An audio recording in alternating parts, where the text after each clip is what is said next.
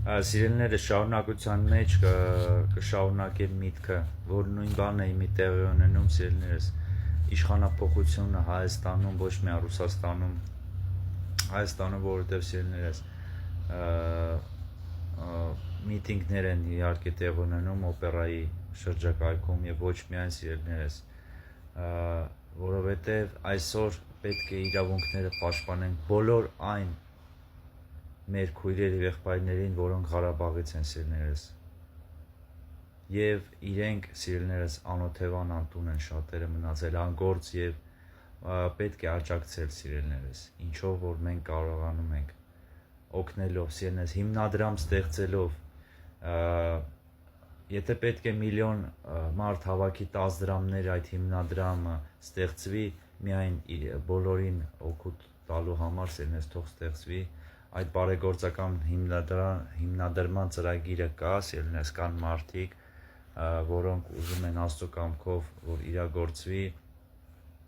նաև աշխատանքի տեղավորման գործակալություն, սիրելիներս, ես չեմ կարող ասեմ, ես երբ կամ որտեղ կլինեմ, ձեր կողքին կլինեմ, Հայաստանում կլինեմ կամ այլ երկրում, սիրելիներս, բայց ես մի բան կարող ասել, ես մինչև վերջի իմ շունչը սիրելիներս կլինեմ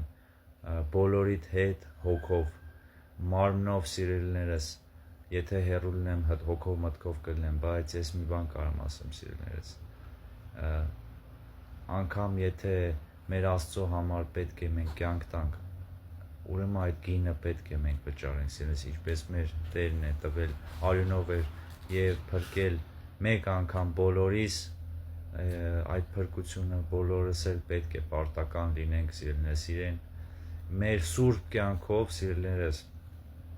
եւ այդ կեղծավորությունները պետության մեջ որ լինում են եւ մենք պայքարենք սիրելիներս առանց վախենալու կեղծ պետության իշխանության դեմ սիրելիներս որտեղ եթե իշխանությունը հաստատվում է Աստծուց ստանվում է այդ իշխանությունը պետք է մենք պահենք օրենքը ըստ Աստծո խոսքի իշխանության դրած օրենքով, որ Աստծո խոսքից է, բայց եթե չկա սիրելիներս, եթե սատանան է իշխում այս երկրի եւ ինքն է կառավարում այդ իշխաններին, Պուտինը կլինի, Փաշինյանը կլինի, Դոնալդ Տրամպը կլինի որոշ ժամանակ հետո սիրելիներս, ես ուզում եմ ձեզ ասեմ, որ հետևեք Աստծո խոսքին եւ դուք չեք մոլորվի եւ դուք չեք մոլորվի ոչ մեկից սիրելիներս